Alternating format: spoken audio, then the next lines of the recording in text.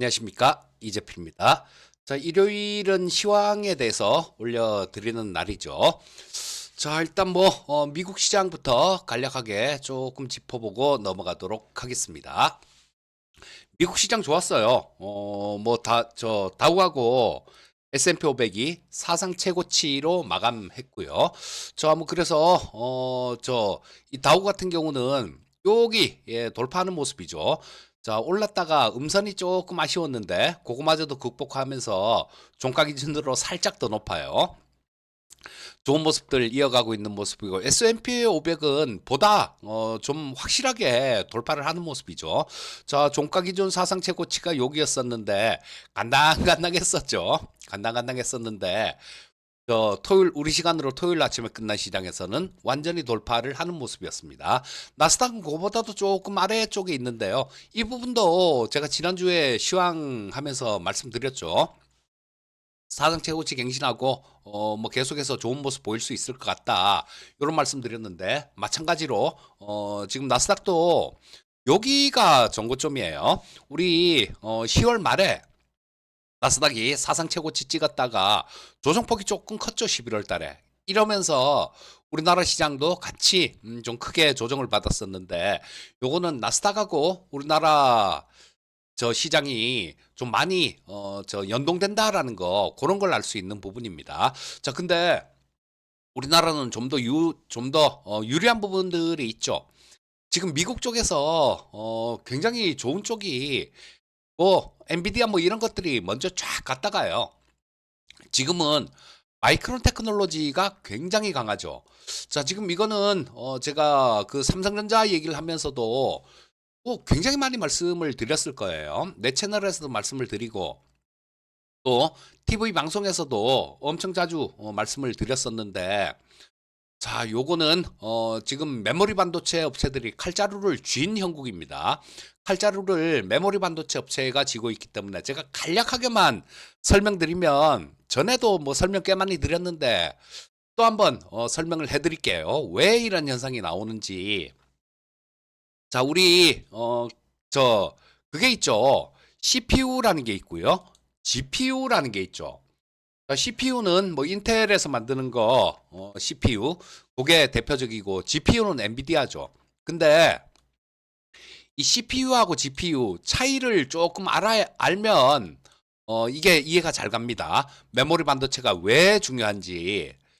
자, 요거는요. 우리 다 같이 연산을 하는 비메모리 반도체죠. 근데 CPU는 제일 쉽게 설명드리면 주식 투자하는데 필요한 만큼만 알면 됩니다. 딱 그것만큼만 설명드리면, CPU는요, 수학으로 따지면 대학 교수님, 막 미적분, 고차 방정식, 이런 것들을 막 풀어야 하는 그런 거라고 보시면 돼요. CPU는 그런 걸 푸는데 특화됐다라고 보시면 됩니다. 근데 이 GPU는 뭐냐면요, 미적분 이런 거를 풀 필요가 없어요. 사칙 연산, 덧셈 뺄셈 정도, 더하기 빼기 요거만 알면 되는 겁니다. 자, 더하기 빼기는 이거 초등학생들도 하잖아요. 근데 요거를 따지면요, CPU는 대학 교수 한 명이고요. GPU는 초등학생 10,000명, 이렇게 보시면 됩니다. 근데 AI에 대한 연산은 덧셈 뺄셈이라고 보시면 돼요. 자, 그러니까 만 문제를 푸는데요, 문제를 10,000개를 연산을 하는데, 한 명이 아무리 더하기 빼기라고 대학 교수라고 하더라도요, 한 명이 더하기 빼기 10,000개를 풀려면 시간이 엄청 많이 걸리겠죠. 근데 이 GPU는 10,000개 초등학생이니까 불과 몇 초면 그 문제를 푸는 거예요. 그래서 이 GPU가 중요도가 높아지고 엔비디아가 시가총액 1위 종목도 된 겁니다. 자, 그런데 여기서 메모리 반도체는 어떤 역할을 하느냐, 이렇게 보시면 돼요. 자, 이 GPU가 초등학생 10,000명이 문제를 푼다라고 말씀드렸지 않습니까? 물론 H100은 10,000명, 200은 20,000명, 200은 50,000명, 그다음에 블랙엘은 뭐 10만 명 뭐 이렇게 수가 늘어난다라고 보시면 돼요. 자, 그러면 이게 초등학생 10,000명만 있다고 10만 명만 있다고 문제를 빨리 연산이 될 것이냐? 물론 그럴 수 있죠. 자, 이때는 문제를 내주는 사람이 있어야 될 거 아니에요. 데이터를 제공하는 사람, 문제를 내주는 사람. 자, 여기 저 H100에서는 문제를 내주는 사람이 10,000명만 있으면 10,000명이 10,000명한테 문제를 내면요. 문제는 몇 초면 풀리죠.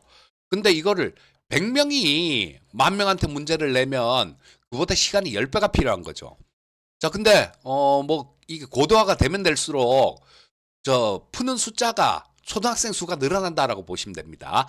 자, 10만 명이 풀어요. 그러면 문제를 내주는 사람도 10만 명이 있어야, 저 10만 명이 있어야 원활하게 금방 문제를 풀 거 아닙니까? 그래서 요건 메모리 문제를 내주는 사람 역할을 하는 거, 데이터를 제공하는 거. 이게 메모리 반도체인 거예요. 이게 메모리 반도체입니다. 그러니까 지금 이 GPU 성능보다 이거는 뭐 많이 올라가요. 지금 이 메모리 반도체 성능이 못 따라가서 이 GPU 연산 속도가 좀 느려지고 그런 부분들이 있는데요. 그러니까 여기 메모리 반도체 용량이 커지고 그래야 되기 때문에 반도체를 막 D램을 위로 막 쌓는 거예요. 그래서 이렇게 막 쌓는 겁니다. D램을 위로 이렇게 쌓아놓은 게 요게 HBM이라고 얘기를 하는 거예요. 자, 뭐 기술적인 난이도 이런 거 다 빼고 개념을 좀 말씀드렸으니까요. 자, 요거 요렇게 말씀드리면 충분히 이해가 갈 겁니다. 그러니까 얘네들이 메모리 업체들한테 용량 큰 거 좀 줘라. 지금까지는 얘네들이 생산할 수 있는 그런 부분들이 수요가 뭐 수요를 잡기에 충분했어요. 근데 지금 이제 HBM 쪽으로 워낙 쏠리다 보니까 D램 쪽이 레거시 쪽도 마찬가지고요. 생산을 못 해요. 생산을 못 하니까 이 D램 값도 폭등을 하고 그러는 겁니다. 자, 그러니까 이 마이크론 테크놀로지도 사상 최고가 행진을 했죠. 자, 여러분들 제가 AI 이렇게 얘기를 한 게 벌써 언제입니까? 그 알파고 이서들 구단한테 그때 이기는 거 보고 야, 이제 AI 시대가 뭐 점점 다가오는구나 싶어서 그때부터 공부를 굉장히 많이 했는데요. 그러면서 TV 방송에서도 AI 얘기들 되게 많이 했죠. 자, 지금 제가 재밌는 걸 하나 제가 만든 걸 하나 보여드릴게요. 제가 이 영상 앞에 썸네일 있죠. 그걸 AI로 만들어 봤어요. 제미나이로 만들어 봤는데 요거잖아요. 썸네일. 요걸 어떻게 만들었냐 하면 그냥 그랬습니다. 여기서 저거를 이 사진은 제 TV 방송 출연했던 거예요. TV 방송 출연했던 거. 그 영상 중에 하나 그냥 아무거나 하나 캡처를 해갖고 이 사진을 제미나이한테 주고 야, 이거 뒷배경 다 없애고 얼굴만 나오게 해줘 라고 얘기를 하니까 이렇게 딱 만들어 주더라고요. 사실 요거보다 조금 못했었어요. 근데 제가 야, 얼굴 톤 좀 밝게 해줘 그렇게 얘기를 하니까 밝게 싹 해주더라고요. 얼굴 그러니까 색깔이요. 요거보다는 살짝 좀 검은색이죠. 좀 검죠. 자, 그리고 이 사진 말고도 몇 개를 더 만들어 놨어요. 활짝 웃는 얼굴로 만들어줘 하니까 활짝 웃는 얼굴로 만들어주고요. 또 뭐 살짝 미소 짓는 얼굴 그러니까 그걸로 만들어 주더라고요. 그래서 몇 개가 더 있는데 그래서 제가 이 사진 썸네일로 씁니다. 이거 막 뒤에 막 번쩍번쩍 하는 거 노란색으로 막 이렇게 돼 있는데 이거는 지가 알아서 이렇게 만들어 줬더라고요. 여기 물방울 무늬 같은 거 요런 거 있죠.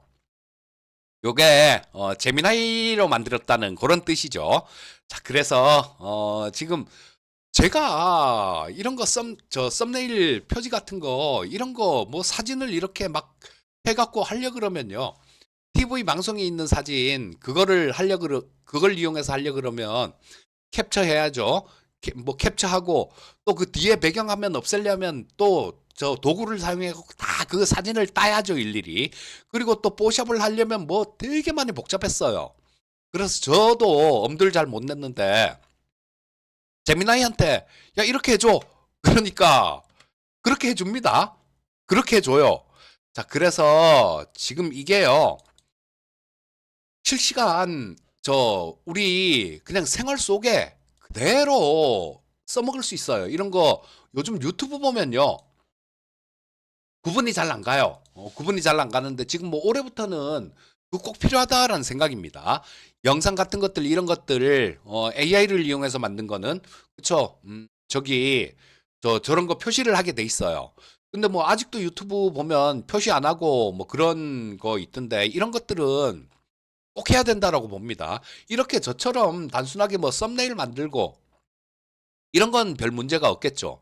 하지만 이런 것도 풀어주고 다 풀어주다 보면 이게 범죄에 이용될 수 있어요.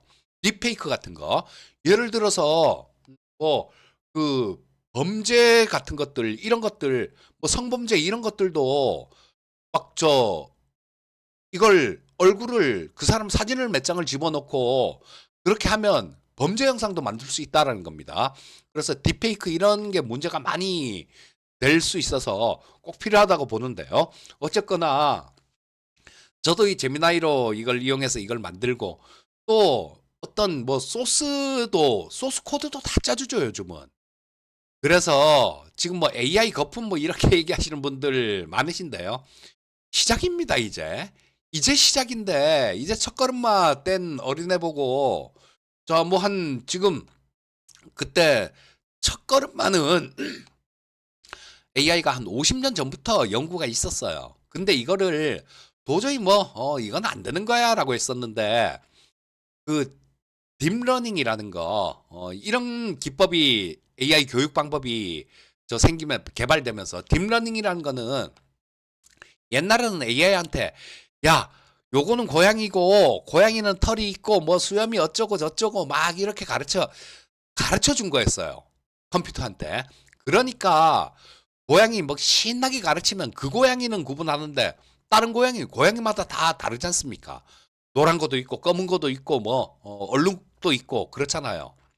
그러니까 다른 거는 못 알아보고 그래서 AI는 안 되는 거다라는 그런 결론을 내렸었는데 데미스 하사비스라는 분이 이거를 저 고양이 사진을 1000만 장을 보여주니까요. CPU, GPU 막 연결해갖고 컴퓨터 성능 높이고 그렇게 엄청나게 많은 사진을 보여주니까 컴퓨터가 지가 알아서 이제는 개와 고양이를 구분을 하더라는 거예요. 거기가 출발점이었습니다. 그때가 알파고가 이세돌 구단할 때 이길 때 그때가 시작이었어요. 지금 이제 이 AI가 커가는 거는 뭐 많이 시장도 좀 커지고 뭐 기업들 주가도 많이 올라오고 그랬죠. 근데 우리 애들 뭐 한 7, 8살 이때 어른만큼 키가 컸다고 또는 청소년들 뭐 열 몇 살에 어른만큼 키가 컸다고 야, 쟤 이제 키 다 컸어. 그러지 않지 않습니까? 지금 그거와 마찬가지로 AI도 지금 한참 성장을 하는 그런 시기입니다. 그런 시기라서 AI 버블 이런 건 맞질 않아요. 맞질 않죠. 그리고 제가 전에도 계속 말씀드렸던 부분들이 아이고 이거 시간이 너무 빨리 가네요. AI 얘기하다 보니까 시간이 너무 빨리 갔는데 자, 뭐 이 AI 공부는 좀 나중에 좀 하기로 하고 시간이 너무 많이 가버렸습니다. 자, 우리 시장 얘기 계속 좀 할게요. 이 AI 얘기하다 보면 끝도 없어갖고 오늘은 제가 제미나이를 이용해서 만든 거 요게 나와갖고 요거를 만들어갖고 한 말씀드리느라고 얘기를 해드렸는데 자, 시간이 넘어갔습니다. 자, 미국 시장 고용지표가 발표가 됐었죠. 고용지표 무난하게 발표가 됐습니다. 자, 여기 보시게 되면 비농업 일자리가 여기 5만 건이 증가가 됐는데요. 요거는 뭐 전달에 5만 6천 건이었는데 원래는 6만 4천 건 정도 이 정도가 예상치였는데 그보다 좀 덜 나왔어요. 근데 뭐 고용지표가 조금 안 좋아지면 그런 게 있죠. 저기서 연준에서 금리 인하 더 할 거다. 뭐 이런 게 기대감이 생길 수 있는데 요번에는 그렇지는 못합니다. 자, 이 실업률이 보시게 되면 4.4로 나왔어요. 실업률이 4.4로 나와서 이거 실업률을 보게 되면 자, 여기 작년에 자, 4.03이었는데요. 지금 4.3에 많이 높아지긴 했죠. 많이 높아지긴 했는데 전달 실업률이 4.5였잖아요. 4.5라서 지금 어쨌거나 11월 달보다는 12월 달이 실업률이 또 조금 떨어진 그런 모습이었습니다. 자, 실업률이 떨어지면 연준이 급하게 금리를 인하를 할 필요성 이런 걸 느끼질 못하죠. 근데 조금 크게 보면요. 이건 미국 경제가 안 좋아지고 있는 건 맞습니다. 자, 요거 연간 제가 정리하는 부분들 연간을 보게 되면요. 작년에는 비노급 일자리가 234만 개나 늘었었어요. 1년간. 재작년에는 234만 개가 늘었는데 2025년도에는 68만 개가 늘었을 뿐입니다. 자, 뭐 한 4분의 1까지는 안 되고 뭐 거의 뭐 4분의 1 가까이 3분의 1은 훨씬 넘죠. 3분의 1 이상으로 줄어들었다는 얘기입니다. 그리고 실업률도 작년에 4.03이었는데 4.24로 늘었어요. 그러니까 금리 인하 방향으로 가는 건 맞습니다. 근데 뭐 지난번에도 인하하고 그랬으니까 뭐요 정도 선에서는 전달보다는 낮아졌으니까 조금 지켜보자 이런 심리가 나올 수 있죠. 그래서 연준은 1월 달에는 금리 인하를 하지 않을 가능성이 굉장히 높습니다. 자, 그리고 뭐 시간당 임금 뭐 이런 것들도 좀 낮아지는 모습이 나와서 경기가 전체적으로 좀 둔화되고 있구나 이런 부분들은 알 수 있는 거죠. 자, 그 다음에 또 하나 나온 게 미시건대에서 나오는 발표하는 것들 있죠. 요것도 전체적으로는 안 좋았어요. 소비자 심리 지수가 작년에 1년 평균이 72.54였습니다. 자, 근데 보시게 되면 54.53이 나왔어요. 자, 소비자 심리 지수, 요게 소비자 신뢰 지수다라고도 얘기를 하는데요. 한 15 이상 떨어졌잖아요. 소비자 기대 지수도 많이 떨어졌고요. 자, 소비자 평가 지수도 많이 떨어졌습니다. 그렇기 때문에 미국이 뭐 금리 인하를 지금 이번엔 안 하더라도요. 트럼프가 또 연준 의장을 그 마음속으로 결정한 것 같다. 이런 뉴스가 있죠. 그러면 다음번에 그 연준 의장이 새로운 의장이 지명되고 파월 의장의 임기는 5월 달까지입니다. 근데 뭐 지명해 놓으면 파월 의장의 영향력도 줄어들 수 있겠죠. 우리도 뭐 대통령 선거를 하면요. 그 전 대통령 같은 경우는 그때 인수위나 뭐 이런 거 할 때 그냥 뭐 저 별다른 힘을 못 쓰잖아요. 오히려 미래 권력이 힘을 더 쓰니까 뭐 그런 부분들 감안해 보면 저는 올해도 금리 인하가 좀 계속 유지되지 않을까 싶은 생각이 듭니다. 자, 그래서 이런 부분들은 향후에 미국 시장 뭐 이런 쪽에 긍정적으로 작용할 수 있는 부분이고요. 자, 그리고 뭐 그렇다라면 시장은 좀 계속해서 좋은 모습 보일 수 있다 이렇게 보시면 되겠죠. 자, 그리고 저 금요일 날 나올 수도 있다라고 얘기 나왔던 게 조금 요거는 단기간 변동성들 그런 것들은 나올 수 있는 부분입니다. 미국 대법 판결이 있죠. 자, 요거 트럼프가 보편 관세를 물렸는데 이게 법에 맞느냐 아니냐, 위헌이냐 합헌이냐 이 부분을 가리는 그 소송 중이에요. 1심, 2심에서는 야, 트럼프 네가 아무리 대통령이라고 하더라도 전체 관세 물리는 거 이건 안 되는 거야. 라는 거였습니다. 그건 안 되는 거다라는 거였고 그 부분이 1심, 2심에서는 이거는 뭐 아니다. 안 된다. 물리면 안 돼. 이 법에 어긋나는 거야. 이렇게 판결 났는데 요게 판결이 뭐 지난주 금요일 날 나온다는 얘기가 있었는데 뭐 금요일 날은 나오질 않았습니다. 그 다음에는 14일 그러니까 다음 주 수요일 정도 되겠네요. 다음 주 수요일 저녁 정도가 될 것 같은데 그때 판결이 나올 가능성이 있다 그래요. 요거는 이게 만약에 위법으로 판결이 나면요. 트럼프 지금까지 그 걷었던 거 저거 관세 이거 뭐 기업들한테도 줘야죠. 다시 환급을 시켜줘야 됩니다. 자, 근데 이게 그렇게 시장에 큰 영향을 주지는 않을 거예요. 트럼프는 여기서 위법 판결이 나면 다른 방법으로도 어떻게든 또 관세를 물릴 거고요. 자, 그래서 요런 부분들 그리고 시장에 충격을 주는 짓은 안 할 거예요, 트럼프는. 자, 저는 이번에 트럼프가 베네수엘라 가서 대통령 마두로 체포해 왔잖아요. 이것도 국내 자기 지지 세력들을 한테 어필하기 위함이다라고 봅니다. 11월 달에 중간 선거가 있어요. 근데 그때 지금은 미국 민주당 쪽이 굉장히 유리합니다. 그 전에 선거들 이런 것들을 보게 되면 공화당 되게 많이 질 것 같은 그런 분위기예요. 자, 근데 올해 이 시장이 하반기로 접어들면서 시장이 두들겨 맞아버리면 안 그래도 지는데 훨씬 더 크게 지죠. 그러니까 연준 의장은 자기 사람으로 안 치고 연준을 통해서 유동성 공급하면서 시장 부양하고 이렇게 또 다른 요런 것들을 통해서 지지율을 올리려고 그렇게 할 겁니다. 자, 그래서 뭐 요거는 대법 판결이 뭐 어떻게 나오느냐에 따라서 미국 대법 판결 조금 단기적인 영향을 줄 수 있어도 그렇게 크게 영향을 주지는 못할 겁니다. 자, 그리고 올해 우리나라 경제 성장률 2%대 정도 목표로 한다라는 뉴스 나왔는데 전 이 정도 달성 가능하다라는 생각이 들어요. 자, 기업들이 잘해주면 경제 성장률 올라가는 거죠. 자, 우리나라 삼성전자하고 SK하이닉스 지금 뭐 두 개 합쳐갖고 얼마 전까지만 해도 뭐 영업이익 200조 가까이 될 수도 있어. 와, 이거 진짜 놀라운 숫자야. 이랬는데 지금은요. 200조가 아니라 만 250조, 심지어는 300조가 나올 수도 있어. 두 기업만 합쳐도.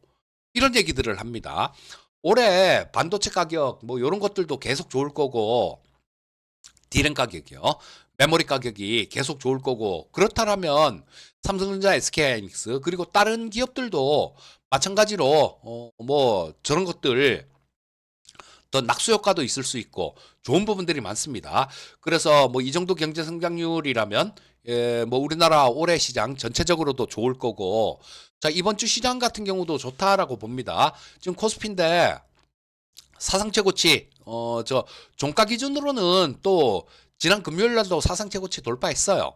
돌파했는데 미국 시장 괜찮았죠. 거기다가 마이크론 테크놀로지가 꽤 많이 올랐죠. 자, 그러니까 마이크론 테크놀로지가 5.53% 올랐네요. 자, 그러니까 우리나라 삼성전자, SK하이닉스에 긍정적인 영향 줄 거고 그러면 돌파하고 또 가는 거죠. 자, 이번 주에도 시장 긍정적인 마인드 그대로 조금 유지하시면 좋을 거고요. 자, 뭐 영상이 너무 길어지면 안 되니까 오늘은 요 정도까지 하도록 하겠습니다. 수고 많으셨고요. 저는 다음에 또 뵙도록 하겠습니다. 감사합니다.